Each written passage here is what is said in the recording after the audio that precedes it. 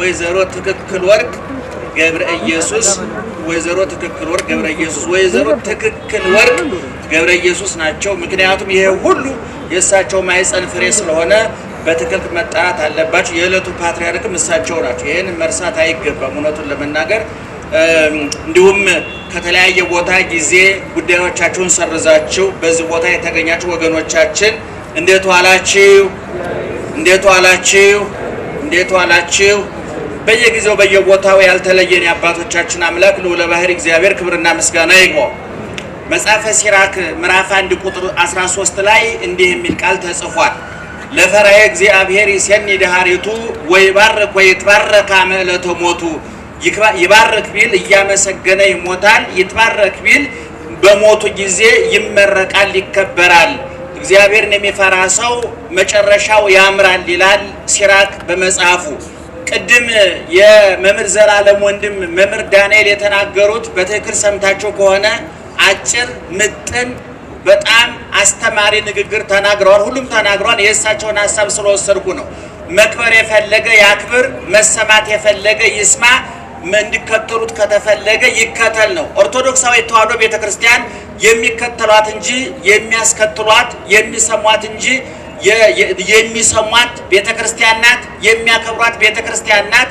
ያከበሯትን እንዴት እንደምታከብር የተከተሏትን እንዴት ተከታይ እንዲኖራቸው እንደምታደርግ ያሳየችበት ፕሮግራም ነው። ይሄ ፕሮግራም ወንድማችን ዘላለም ከከተማ እስከ ገጠር ከገዳም እስከ ደብር ከውስጥ እስከ ውጭ በሰሜን አሜሪካ በካናዳ በአውሮፓ በአውስትራሊያ በመላው አውሮፓ ትልልቅ ዋና ከተሞች ብቻ ሳይሆን በገጠር ከተሞች በአረብ ሀገሮች በጠቅላላ በአፍሪካ ሀገሮች ደቡብ አፍሪካን፣ ኬንያን፣ ጅቡቲን፣ ኡጋንዳን ጨምሮ በጠቅላላ በኢትዮጵያ ከትልቁ ከተላላቆቹ ካቴድራሎች ገዳሞች ጀምሮ እስከ ገጠር አብያተ ክርስቲያናት ትንሿ ገጠር ድረስ ዘላለም ያልቆመበት መድረክ ያላንኳኳው ጆሮ ያልተከፈተለት ልብ ያልተናገረበት ርዕሰ ጉዳይ የለም። ለዚህ ደግሞ ኦርቶዶክሳዊ ተዋሕዶ ቤተክርስቲያን ምስክርነቷን ሰጥታለች። እንግዲህ ዘላለም 36 ዓመት 35 ዓመት ሲያገለግል ገብተው የወጡ ከብረው የተዋረዱ መጥተው የሄዱ ኦርቶዶክሳዊ ተዋሕዶ ቤተክርስቲያን ሰጣቸው ያዋረዷት፣ አክብራቸው ያዋረዷት፣ ከትቢያ ካፈር አንስታ ከፍ ያደረገቻቸው ዝቅ ያደረጓት ብዙ ሰዎች አሉ። እነዛ ሰዎች ከሚዛናቸው ሲወጡ፣ እነዛ ሰዎች እየከበሩ ሲዋረዱ፣ እየመጡ ሲሄዱ፣ እየገቡ ሲወጡ ዘላለም 33 34 ዓመት ሙሉ ሃይማኖታዊ መልኩ ሳይለወጥ የትምህርት መልኩ ጠባዩ ሳይለወጥ አውደ ምሕረቱን እንዳከበረ እንደተወደደ ትንሹ ትልቁ ያዳመጠው እኔ በዚህ በመምህር ዘላለም ዕረፍት ከቅዱስ ፓትርያርካችን ጀምሮ ብፁዓን ሊቃነ ጳጳሳት እስከታች እስከኛ ድረስ በምእመናን በኩል እገሌ ወገሌ ሳይባል ሁሉ ተስማምቶ ያዘነለት ሁሉ ተስማምቶ ያከበረው በቅርብ ጊዜ አልገጠመኝም። እግዚአብሔር በሚል እንመሰክራለን። እንግዲህ ዮሐንስ መጥምቅ ዘቦቱ መራት መራዊ ውእቱ ዋርኩስ ሰለመራዊ ዘይቀው ወይሰሞ ፍስሐ ይትፌሳ በእንተ ቃለ መራዊ ወመራት ሙሽሪት ያለችው እሱ ሙሽራ ነው። የሙሽራው ሚዜ ግን ቆሞ የሙሽሪትና የሙሽራውን ቃል በመስማት ይደሰታል አለ። የሙሽራው ክብር የገባቸው ሚዜዎች ይከበራሉ። ዘላለም የቀራንዮ ሙሽራ የክርስቶስ የቀራንዮ ሙሽሪት የቤተ ክርስቲያን ክብር የገባው ሚዜነቱን ያስከበረ ሙሽራውን አክብሮ ሙሽራው ያከበረው ሙሽሪት ቤተ ክርስቲያን አክብሮ ሙሽሪት ቤተ ክርስቲያን ያስከበረችው ወንድማችን ነው። ዛሬም በዘላለም ዕረፍት ምክንያት ከኔ ጀምሮ ከተናናሾቹ ጀምሮ እስከ ብፁዓን ሊቃነ ጳጳሳት ኦርቶዶክሳዊ ተዋሕዶ ቤተክርስቲያን መልእክት ሰዳለች፣ መልእክት አስተላልፋለች። ስሙኝ እሰማችኋለሁ፣ አክብሩኝ አከብራችኋለሁ፣ ኑሩልኝ አኖራችኋለሁ፣ ከፍ አድርጉኝ ከፍ አደርጋችኋለሁ ብላችኋለች ብላናለች ብዬ አምናለሁኝ። እኔ ሲራክ እንደተናገረው የእግዚአብሔርን የሚፈራ ሰው አሟሟቱ ያምራል፣ አኗኗሩ ያምራል። ሐዋርያው ቅዱስ ጳውሎስም ለተሰሎንቄው ሰዎች ሲናገር ወናስተበቋክሙ አኀዊነ ወቀወሙ ለለ ይጻሙ በውስቴትክሙ ወንድሞች ሆይ በእናንተ መካከል የሚደክሙላችሁን ወለለ ይቀውሙ ለክሙ ወይሚሄሩክሙ ጸንተው የሚያስተምሯችሁን እነሱን አክብርዎሙ ፈድፋደ ፍጹም ክብር ስጧቸው፣ ወአፍቅርዎሙ በእንተ ምግባሮሙ ስለ መልካም ስራቸው አክብሯቸው አለ። ለጢሞቴዎስም ሲነግረው ለሰሰናየ ተልኩ ቀሲሳን ምክር ቤተ ክብር ይደልዎሙ ላገለገሉ ካህናት፣ ቀሳውስት፣ ዲያቆናት ጊዜያቸውን፣ ገንዘባቸውን፣ አካላቸውን፣ ዕውቀታቸውን ላላባከኑ ትናንትና በትልቅ ሚዲያ ቀርቤ መስክሬ ተናግሬያለሁኝ። አንድ ሰው በህይወቱ ለመከበር አሟሟቱን ለማሳመር ከፈለገ 4 ነገሮችን ማባከን የለበትም ብዬ ተናግሬያለሁ። አንደኛ ገንዘቡን፣ ሁለተኛ ጊዜውን፣ ሶስተኛ አካሉን ሰውነቱን፣ አራተኛ ዕውቀቱን። መምህር ዘላለም ጊዜውን፣ ዕውቀቱን፣ አካሉን ያላባከነ በትክክል የተጠቀመ 49 ዓመት ኑሮ 100 ዓመት ከኖሩት በላይ የገነነ የከበረ ወንድማችን ነው። አኗኗሩ ያማረ፣ አሟሟቱ ያማረ። በቀደም እንደተናገርነው ዘላለም ትዳር የለውም፣ ልጅ የለውም፣ ሚስት የለውም።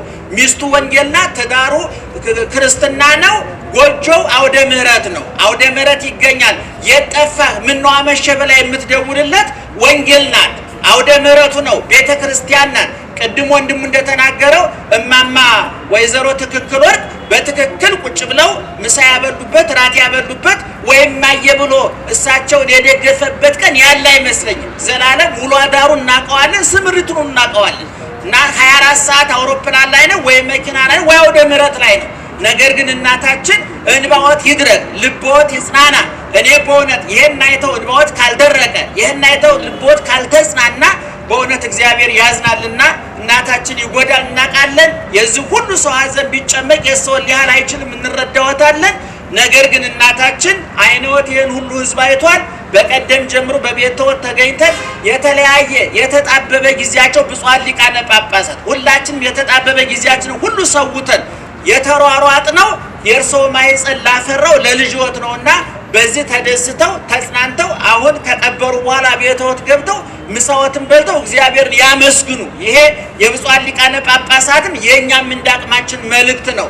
በተረፈ በአሜሪካ፣ በአውሮፓ፣ በአፍሪካ በመላው ዓለም ያላችሁ ያለቀሳችሁ፣ ያዘናችሁ፣ ጊዜያችሁን ገንዘባችሁን ለወንድማችን የሰጣችሁ እነ መላከማዊ ተስፋዬ፣ እነ ሊቀ ካህናት መጠኑ ከአሜሪካ ከዚህም ያሉ ኮሚቴዎቹ ስልክ እየደወላችሁ ምን እንስራ፣ የደረሰ ምን እየተደረገ ነው ብላችሁ የተጨነቃችሁ ሁሉ እግዚአብሔር ዋጋችሁን ይክፈላችሁ።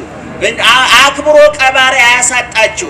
በእውነት ቅድም እንደተነገረው ኦርቶዶክሳዊ ተዋሕዶ ቤተክርስቲያን ከላይም ከታችም እንደገና ዳቦ እሳት በነደደባት ዓለም ጦሩን ስሎ ሰይፉን ጦሩን አሽሎ ሰይፉን ስሎ ዓለማዊ መሳሪያዎችን ሁሉ አቀባብሎ ለበቀል በተነሳበት ወቅት እንዲህ አይነቱን አዝማች ጀነራል ማጣት ትልቅ ሞት ነው። ነገር ግን የዘላለም አምላክ ከኛ ጋር ነውና በድል አድራጊነት እናሸንፋለን፣ ድል እናደርጋለን። ጨለማው ይገፈፋል፣ በብርሃን ይተካል። ሐዘኑ ይገፈፋል፣ በደስታ ይተካል። በዝማሬ በምስጋና አፋችን የሚሞላበት፣ ሐዘኑ ተረስቶ ደስታ የሚተካበት፣ ለቅሶ ቁሞ ሳቅ የሚተካበት የደስታ ዘመን ይመጣል ብለን ተስፋ እናደርጋለን። የወንድማችንን ነፍስ ከአብርሃም ከይስሐቅ ከያዕቆብ ጎን ስላሳረፈልን እግዚአብሔር እናመሰግናለን። ሰሞኑን በቤቱ እናታችን የምናጽናናበት ጊዜ መደበኛውን ትምህርት እናስተምራለን። አሁን ጊዜያችን ስለሄደ ቦታውን ለመጠቀም ያህል ነው። በበኩሌ ጨርሻለሁ። ብፁዓን ሊቃነ ጳጳሳት ስላከበራችሁን ያክብርልን። ምእመናን ስላከበራችሁን ያክብርልን። አሁንም በድጋሜ ለእናቱ ለወንድሞቹ ለመምህር አድነው ለመምህር ተዋበ ለሌሎቻችሁም በአካል ለማናቃችሁ እውነተኛውን አጽናኝ መልአክ ይላክላችሁ። እንባችሁን ያብስ፣ ልባችሁን ያጽናና፣ ጉድለታችሁን ይሙላ። በጎናችሁ እግዚአብሔር ይቁምላችሁ። እግዚአብሔር ይስጥልኝ።